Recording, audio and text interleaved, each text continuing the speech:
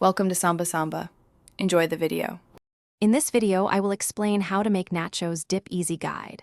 Start by layering softened cream cheese with sour cream and salsa. Fold in shredded cheddar and cooked ground beef or beans, transfer to an oven-proof dish, and bake at 350 degrees F until bubbling and golden. Stir gently halfway through and top with jalapenos, cilantro, and a squeeze of lime before serving for bright, fresh flavor. Preheat the oven to 350 degrees F and assemble ingredients on the counter for an efficient workflow, keeping toppings separate. Combine softened cream cheese, sour cream, and salsa until smooth, then stir in shredded cheddar and your chosen protein like beef or black beans.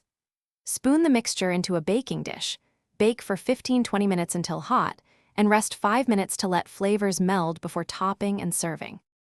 If you're enjoying this guide, please subscribe and like the video to support more easy recipes and helpful tips.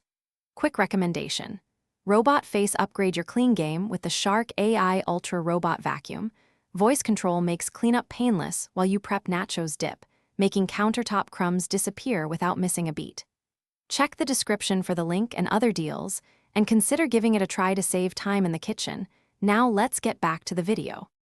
Place the hot nachos dip in the center of the table with plenty of sturdy chips, warm tortillas, and bowls of guacamole, pico de gallo, and pickled onions so guests can customize plates.